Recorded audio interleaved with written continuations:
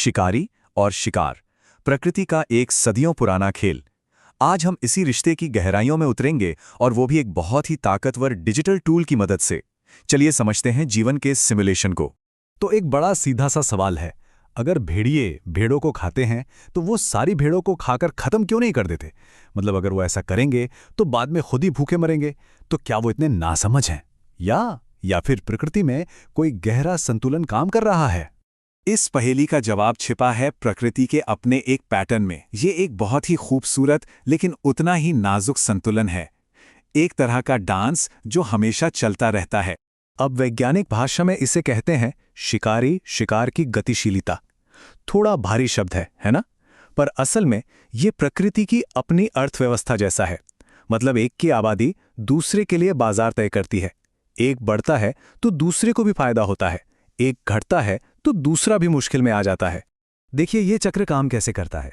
ये एक पेंडुलम की तरह है जो रुकता ही नहीं। हर कदम अगले कदम की वजह बनता है। मतलब ज्यादा भेड़ें हैं तो भेड़ियों की दावत होगी और उनकी आबादी बढ़ेगी। अब ज्यादा भेड़ें होंगे तो वो ज्यादा भेड़ों को खाएंगे, जिससे भेड़ों की आबादी कम हो जाएगी। कम भेड़ें मतलब भेड़ियों के लिए खाने की कमी, तो उनकी आबादी भी घटेगी। और कम भेड़िए भेड़ों को फिर से बढ़ने का मौका देंगे, और ये चलता रहता है हमेशा। लेकिन एक दिक्कत है, प्रकृति में इस पूरे चक्र को देखने में दशकों लग जाएंगे। तो हम क्या करते हैं? हम असल दुनिया को छोड़कर एक डिजिटल दुनिया में चले जाते हैं। सोचिए, असल दुनिया में ये सब देखने के लिए दशकों का इंतजार करना पड़ेगा। किसके पास इतना समय है? यहीं पर टेक्नोलॉजी काम आती है।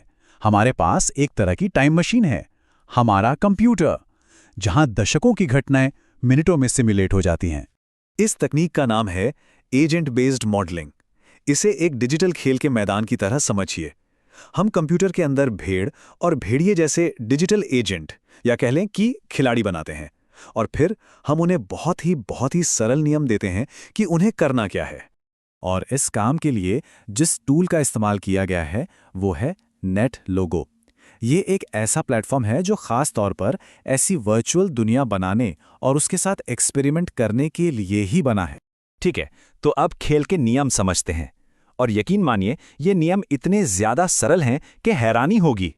तो देखिए, नियम एकदम सीधे साधे हैं। भेड़ों का काम है घूमना, घास खाना, एनर्जी लेना और बच्चे पैदा करना।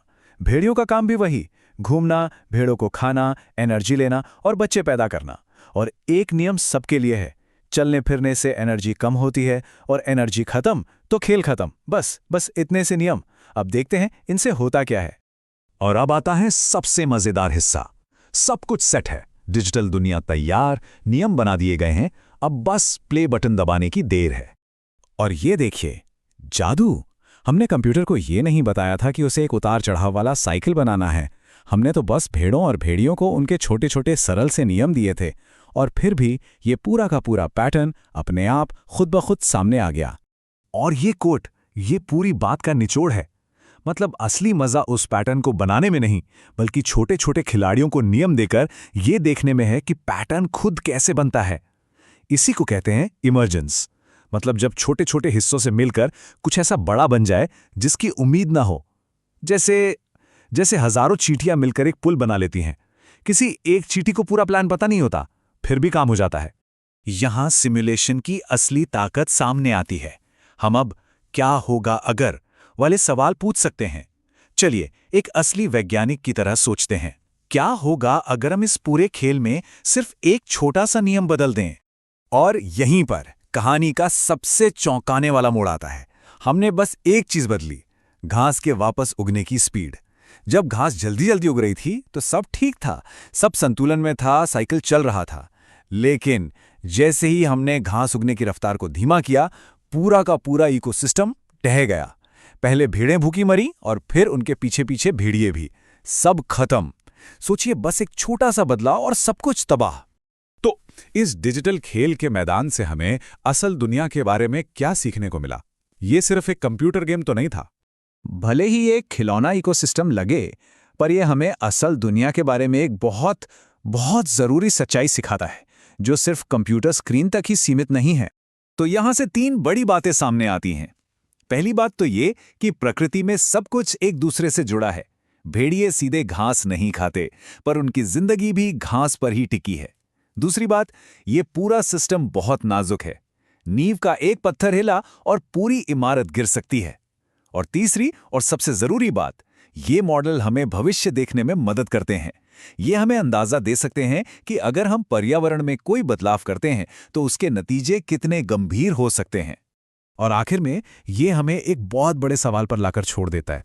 अगर इतने सरल से नियम मिलके इतनी जटिल दुनिया बना सकते हैं, तो सोचिए हमारी अपनी दुनिया, हमारे शहर, ट्रैफिक जैम, शेयर बाजार, इनके पीछे कौन से सरल अनदेखे नियम काम कर रहे होंगे।